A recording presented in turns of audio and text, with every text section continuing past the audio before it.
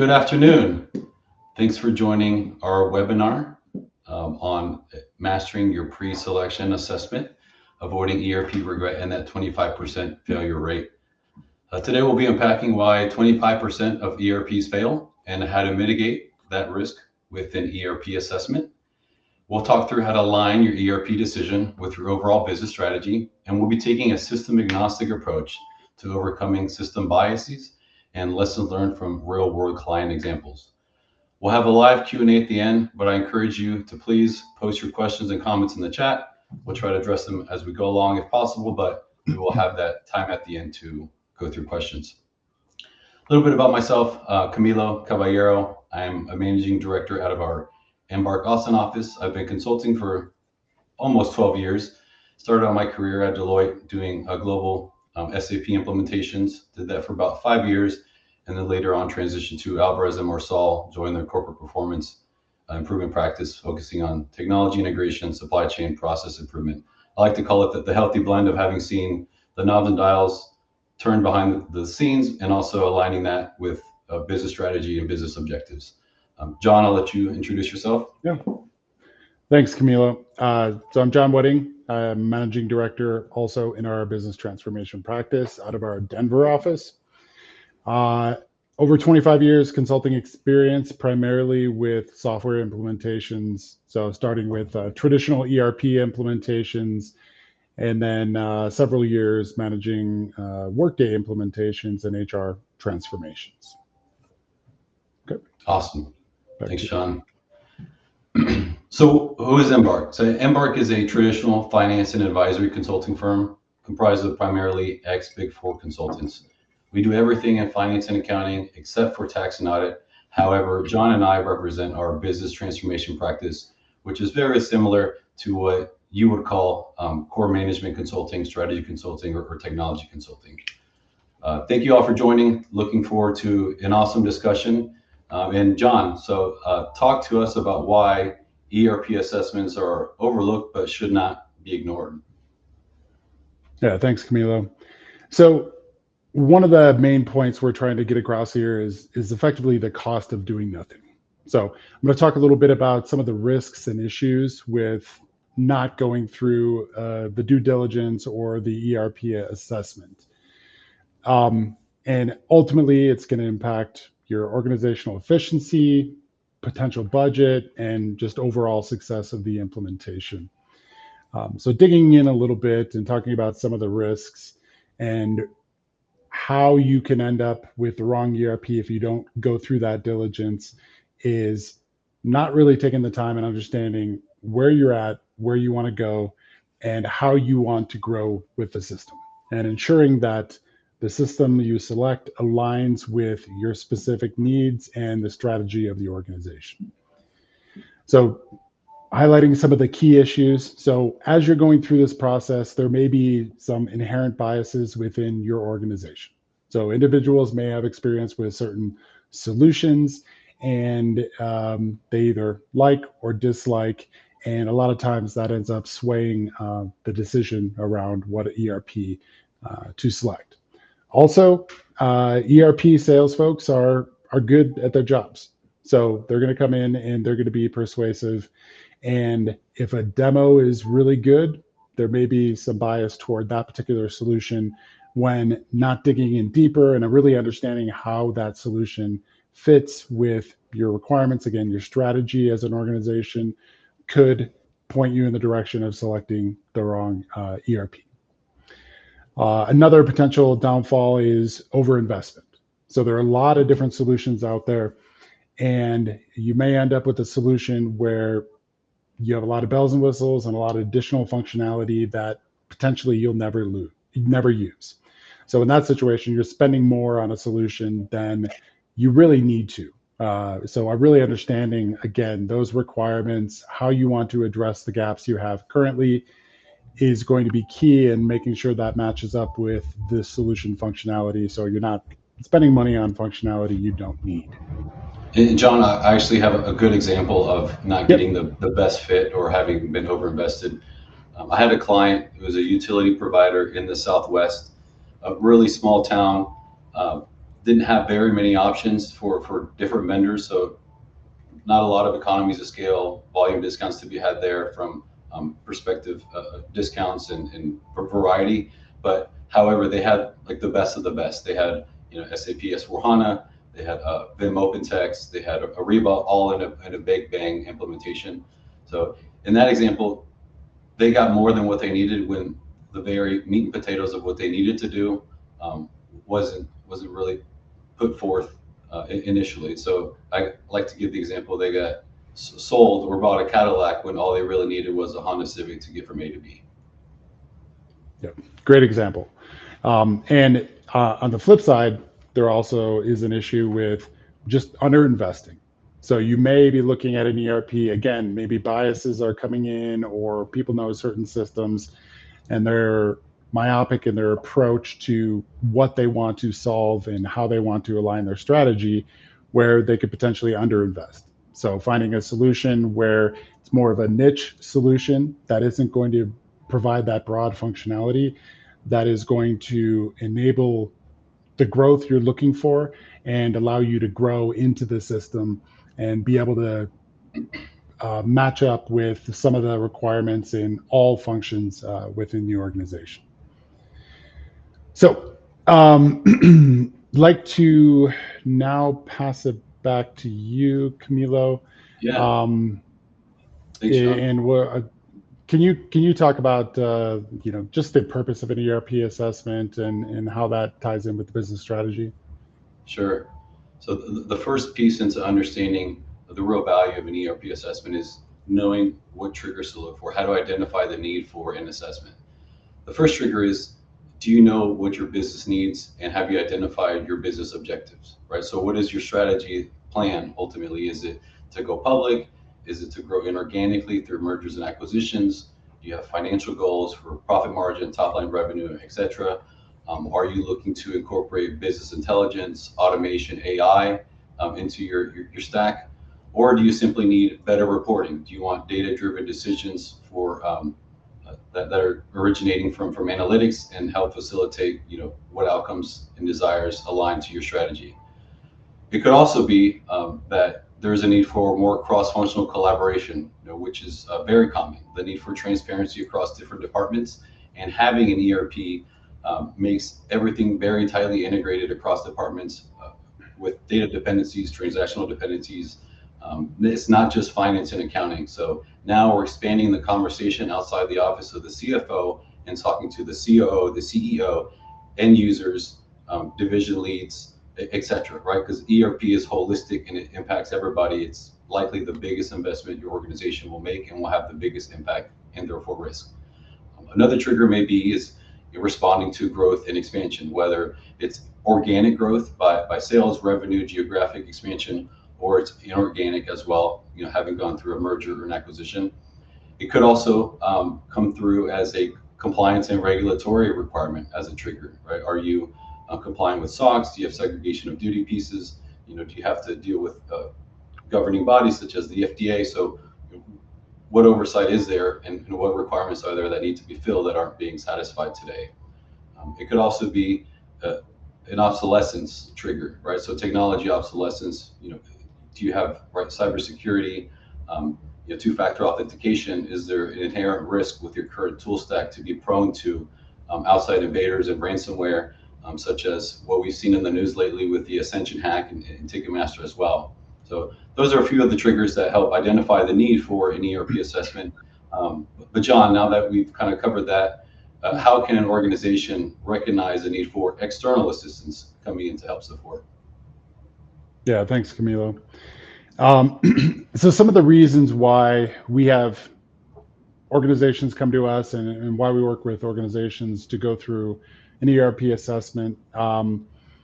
First off is the ERP landscape is incredibly complex. There are a lot of different solutions. There are a handful of main players that you hear often, but there are a lot of niche players that may be the perfect solution for your particular organization. So bringing to the table an understanding of that landscape and being able to provide some context and provide some guidance on, okay, we should really be looking at this select group of ERP solutions based on what we know about your organization, and then continuing through the ERP assessment process, which Camilo is going to talk a little bit more about shortly. Secondly, and what we run into with a lot of our clients is just simply the bandwidth.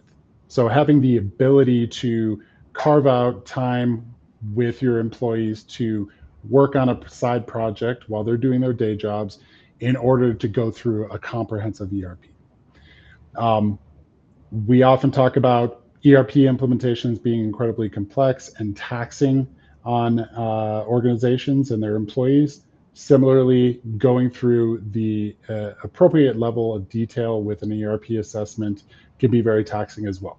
And this is obviously the goal being to find that correct solution. Next is just combating that bias. So I talked a little bit about the bias that people bring to the table initially, but being able to bring a very cross-functional, very neutral approach in the assessment sometimes is challenging, especially when you have leaders who are the decision makers and they've maybe had a bad experience with a particular solution and they immediately rule it out, even though that potentially could be the best solution for them. And we were doing an assessment recently, and we started off with, I think we started off with 5 vendors, and the client just listened to everybody in the room, and everybody had experience with 3 of the different vendors and had bad experiences. So they immediately removed those vendors from the assessment. Yet 2 out of the 3 vendors were probably the best options for them. So it's important to try to bring that cross-functional, try to be neutral as possible, and be able to be objective in your approach in the assessment. And sometimes that's difficult without a third party helping facilitate that solution.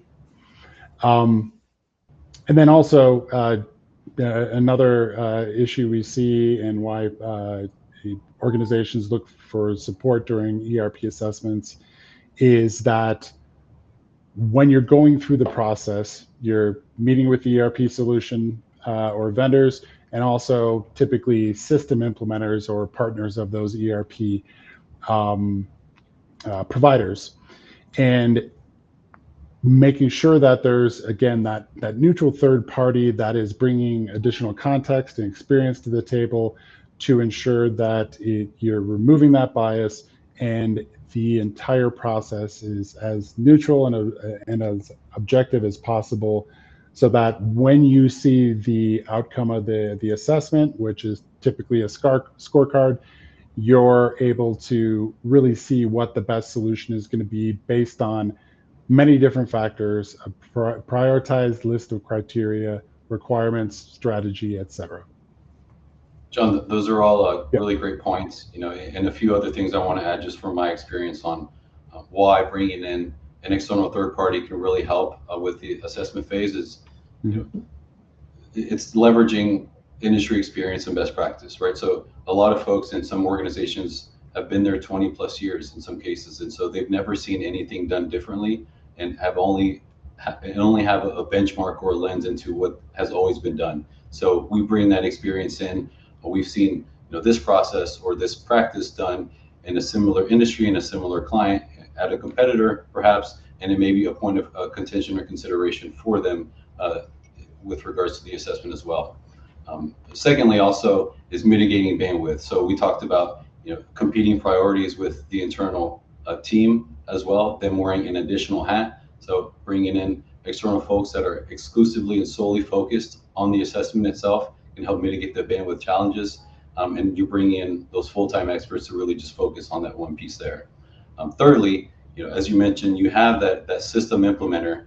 However, an objective third party can really help challenge that SI as well. So ensuring that the out-of-the-box solution that was sold is minimizing customization, therefore minimizing risk, and also incorporates a standardized view into what should be done based on requirements as opposed to entertaining what can be done based on what the perception of the client may be on what the requirements look like. So where do you start? What does an ERP assessment look like? Well, the first step is really to establish clear goals and objectives, right? So as mentioned, we want to align the ERP selection with your overall business strategy. So what objectives are driving the need for an ERP in the first place? So this is where we would develop a business case. We want to define what the rationale and the objectives are, but also quantify that and measure that with ROI, total cost of ownership, a buy versus build. Are we buying externally or just customizing and building internally as well? Or do we simply do nothing? So we want to kind of put forth a business case to make sure that this decision is measured and quantified and is objective from the sense of it drives rationale with why the investment should be made. Secondly, we kind of set the foundation for the ERP implementation itself during the assessment phase. So that comes with defining the business processes and requirements.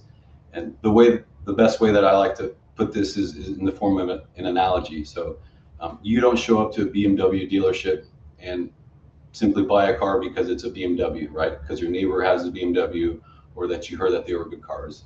What you do instead is you define what you need out of a car, right? So I need four-wheel drive, I need Bluetooth, this type of stereo, safety, etc. So we're defining what that needs first before we look at what manufacturers or what solutions or systems may offer that as well. So defining those needs in the near term, what do I need today, and looking long term. Am I looking to build a family? Do I need to have a third row? So we need to prioritize those requirements as we define them as well, and then we revisit the conversation of which system supports them or not. And so that is done in kind of the second step, where we conduct a simple fit gap analysis, where we focus on those requirements in a prioritized fashion, and we compare that against the current tools and applications that are supporting that today. So it's either a fit and a gap, and then that's defined by your department, your process function, your solution and system, and that priority.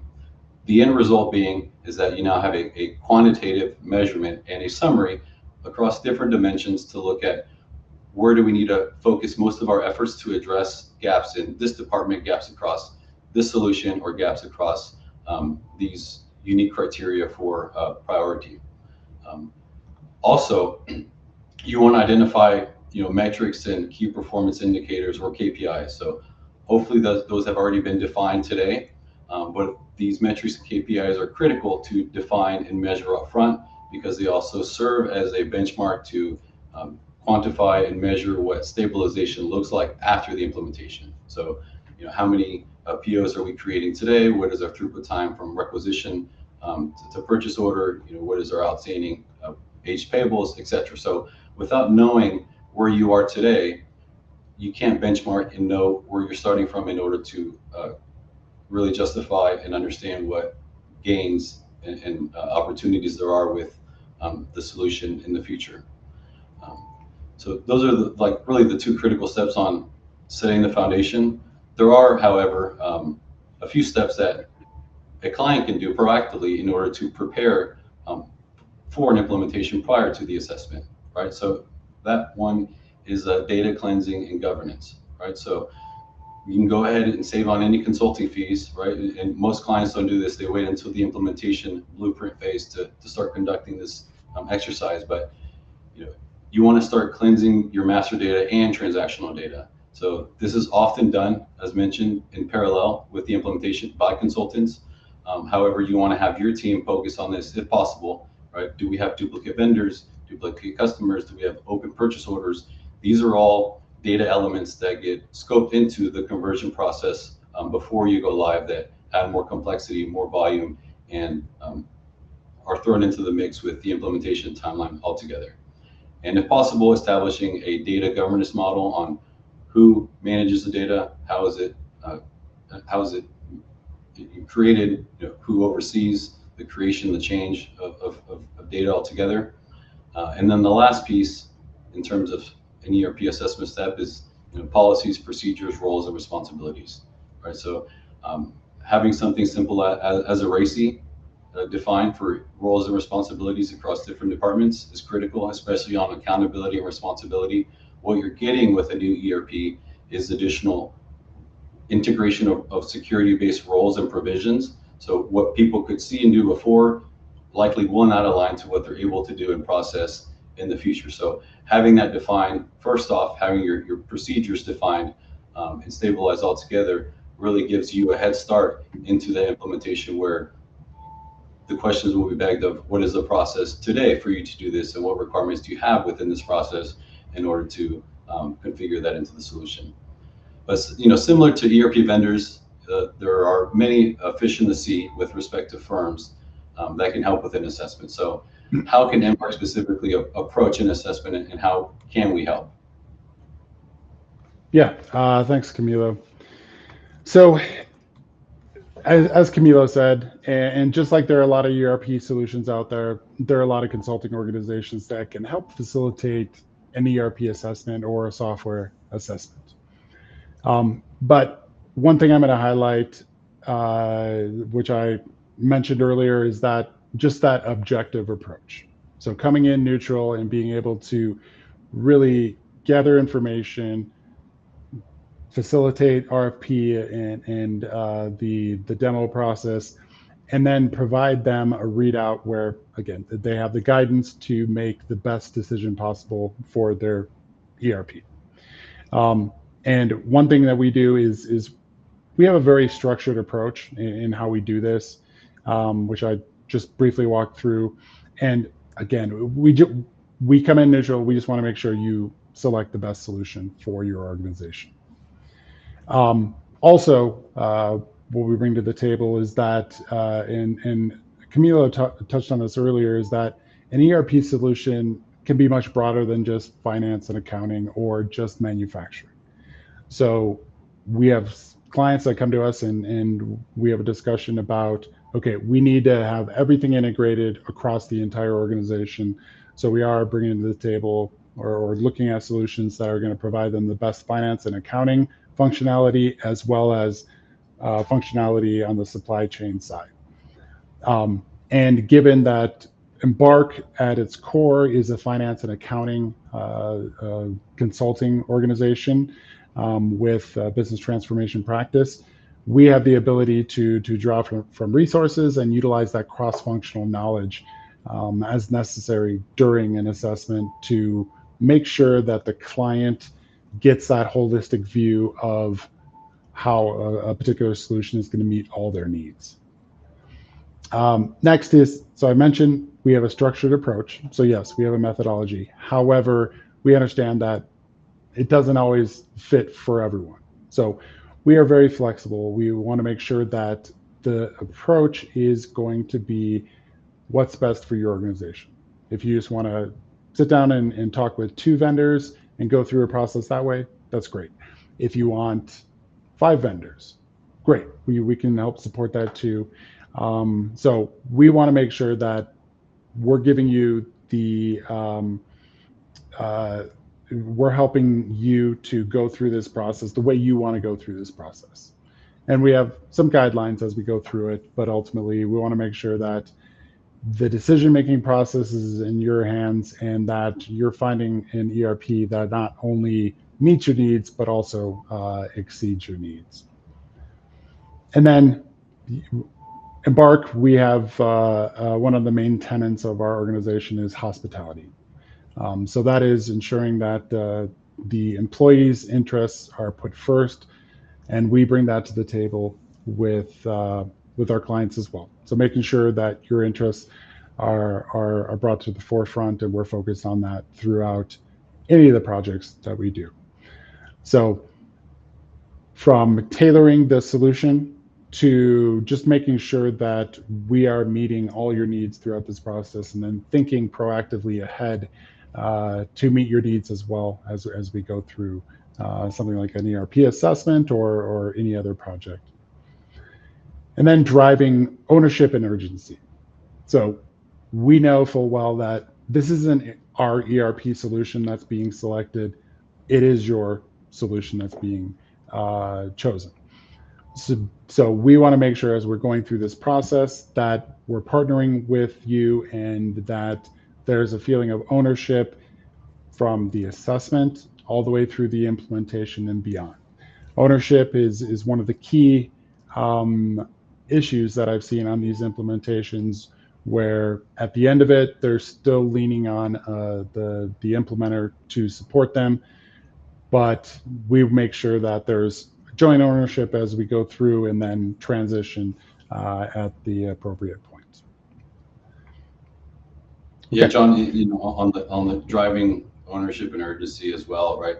Oftentimes when organizations decide to do the assessment or the implementation themselves, it always gets backburned, right? Depending on what's critical, what fires do we need to put out today, right? So ownership and urgency is also being able to hold someone accountable, right? Maybe it's a third party, hold them accountable for the milestones, the project plan that they put together, and really sticking to that. And also, leaving that behind for the client in order for them to modify or stick to something if they were to decide then on to do that themselves. And I can attest to the transparency and trust, right? So I know there's an illusion that you bringing in third-party consultants, they know everything or they should know everything, but we're not afraid to admit that we don't know everything. However, we will commit to figuring that out together and giving you the best solution and putting forth our greatest effort to ensure that you're satisfied, but also that there's mutual success at the end of the road. Yep. Well, awesome. That was all the content we were looking to cover today. We will address any questions in the chat, so please add them in there and we can talk through anything as well. So I'll give you guys some time, but if not, thank you all for joining. I really appreciate the conversation and lending us your ears. And please make sure that you reach out to us on LinkedIn if you do have any questions, anything that comes up while you're trying to go to sleep at night. And if an ERP assessment you feel like is something that your organization should consider, please fill out our contact form on our website. Oh, we just had a question come in. So when a cloud ERP is customized to fit a business needs, how does the framework of that customization hold up when the ERP goes through a software update? So part of that piece is I'll say that there's 2 points. One is minimizing customization as much as possible, right? So the more you customize, the more rigid the architecture is and the more inherent risk there is, right? Because in ERP, you're buying something that is very tightly integrated already. So introducing a customized enhancement oftentimes leads to a customized report, for example.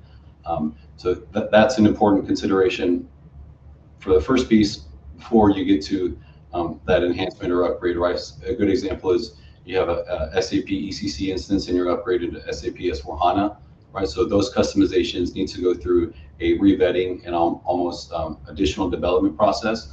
And so those are all, the takeaway there is what is the business requirement fundamentally that the customization is looking to address, right? And then does the new upgrade or that new solution address that requirement, yes or no? So ideally, that upgraded version is something that's standard. If not, if it's still a relevant and high priority requirement, then perhaps additional customization will need to be made in order to satisfy that need in the upgraded version. I hope that answers your question, but I'm happy to follow up if needed. Yeah, and just to add a little bit to that, and one thing I'm actually doing on a client right now is we're helping them put together a plan in order to basically manage updates that come through. And typically the software providers will provide release notes, and it's important to make sure that those are reviewed and then identifying where there may be an impact and then ensuring there's regression testing and just preparation for that particular release.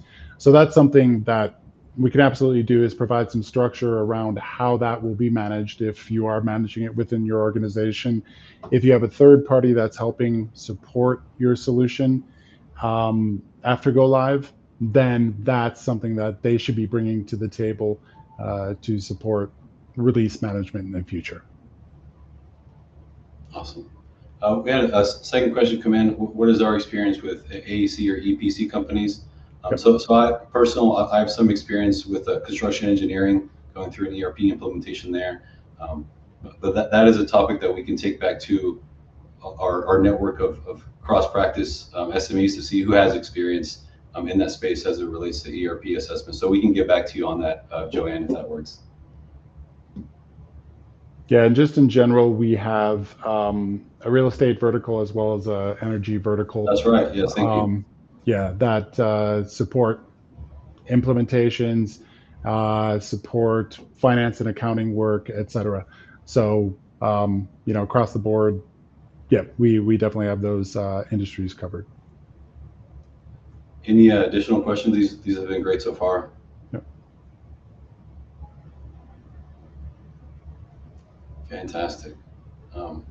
So Joanne, we can follow up with you with regards to our experience in that space. And Anders, I appreciate that question there. If you have any additional clarification, I'm more than happy to chat offline. But as mentioned, we do have a form to fill out on our website if you want to go through an assessment or chat further on what an assessment could look like for your organization. Good. Awesome. Well, I appreciate the time, everybody. Thank you for lending us your ears, and enjoy your Tuesday.